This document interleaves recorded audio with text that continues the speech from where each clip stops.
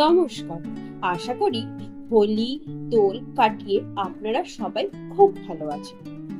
চলে এসেছি রান্নাবাটি the flavour টেলের একটি নতুন রেসিপি নিয়ে। হোলি বা দোলে তো অনেক খাওয়া দাওয়া হলো, আর কাল বাদ পরশু তো ফিরে যেতে হবে আবার সেই রোজকার জীবনে। তা কাল কিছু হালকা খাবার খেয়ে পেটকে শান্ত করতেই হবে। আর বাঙালির হালকা খাবারে পোস্ত থাকবে না তাই আবার হয়? আর হোলি বা দোলের রেসটুকু মাথায় রেখেই না হয় একটু রঙিন আলু পোস্ত হয়েই যেতে পারে। ঘরে থাকা কিছু উপকরণ দিয়ে হয়ে যাবে এই রঙিন পোস্তের তরকারি। তো চলুন দেখে নিই। তার জন্য আমি প্রথমেই নিয়ে নিয়েছি আলু, গাজর, মটরশুঁটি, টমেটো, একটা লঙ্কা এবং আদা। এবারে সবজিগুলোকে আমি আমার পছন্দ মতো আকারে কেটে নিলাম। আর মোটামুটি ওই 6 চামচ মতো পোস্ত, অল্প লবণ আর একটা কাঁচা লঙ্কা দিয়ে বেটে নিয়েছি।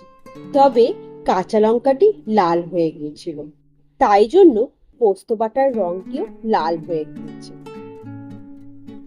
এবারে কড়াইতে ওই 2 টেবিল চামচ পরিমাণে সর্ষের তেল গরম করে তাতে দিয়ে দিলাম হাফ চামচ পরিমাণে কালো জিরে ফোড়নে।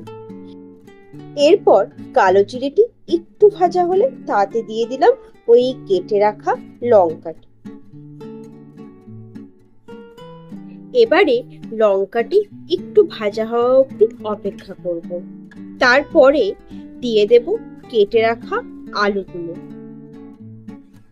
এবারে আলুগুলোকে একটু ভেজে নিয়ে তারপরে দিয়ে দেব কেটে রাখা গাজরের টুকরোগুলো এবং আবারও একটু ভালো করে ভেজে নেব।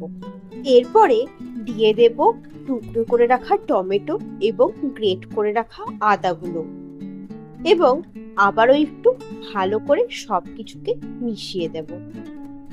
এরপরে দিয়ে দেব পরিমাণ মতো লবণ ও খুব সামান্য হলুদ।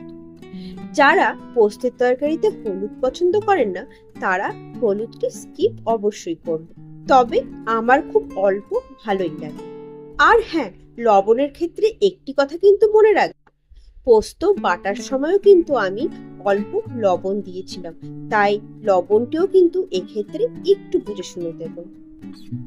এরপরে মটরশুঁটিগুলো দিয়েও আবারও একটু সবকিছুকে খুব ভালো করে ভেজে নেব। এবারে দিয়ে দিলাম ওই আগে থেকে বেটে রাখা পোস্তটা। আর পোস্তের যা দাম, তাতে একদানা পোস্ত নষ্ট করা চলে না, তাই আমি ওই বাটিতে একটু ধুয়ে নিয়ে সেই জলটিও দিয়ে দিলাম। এবারে আবারও কিছুক্ষণ আলু, গাজর সবকিছুর সাথে পোস্তটিকেও একটু ভেজে নেব।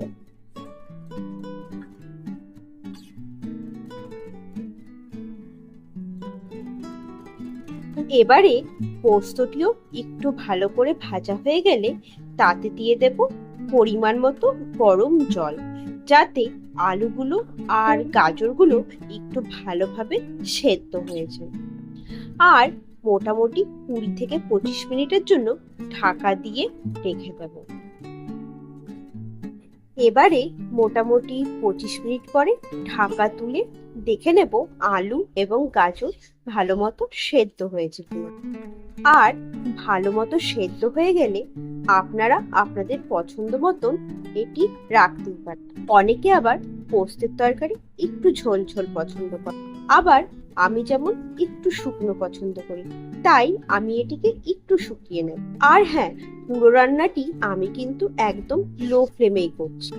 আর গ্যাসের ফ্লেমটিকে এবারে বন্ধ করার আগে দিয়ে দেব ওপর থেকে হাফ চামচ মতো সর্ষের তেল এবং একটি চেরা কাঁচা লঙ্কা এবং ভালো করে এগুলোকে একটু মিশিয়ে দিয়ে গ্যাসের ফ্লেমটিকে অফ করে ঢাকা দিয়ে 10 মিনিটের জন্য রেখে দেব।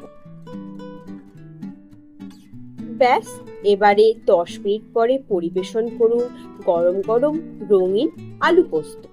পেট শান্ত করার জন্য বিউলির ডালের সাথে আলু পোস্তে কিন্তু কোনো তুলনাই হয় না।